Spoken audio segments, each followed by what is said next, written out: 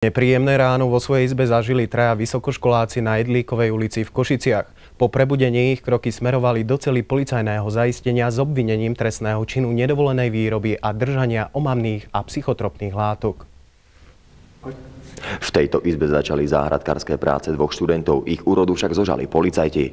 Prišli sem o 6:30 ráno vstávať, hlasno zakričanie. Na to som sa zobudil. Začal som sa spýtovať kamaráta, čo sa stalo všetko, a povedal, že to je polícia. Z protidrogového, že vedľa kamaráti predávajú. Marek Ch. a Peter M.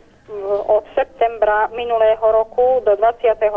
marca tohto roku vo viacerých prípadoch v študentskom domove od Jána T. zakupovali nezistené množstvo marihuany a túto prechovávali v izbe študentského domova pre vlastnú potrebu, ale aj odpredávali doposiaľ nezisteným osobám.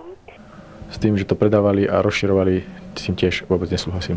V izbe 109B polícia zaistila pirátske telefónne karty, prístroje slúžiace na odblokovanie mobilov a v neposlednom rade aj 150 gramov marihuany. Študenti nám uviedli, že s trávou tu nemajú žiadne problémy, zohnať sa dá. Je pravda o tom, že tie drogy by nemali byť takto verejne prístupné tu na internáte, a tak myslím, že nie je to veľmi dobrá vizitka pre nás, akože pre študentov. Na internet sa bežne fajčí, napríklad v Bratislave, v Žiline.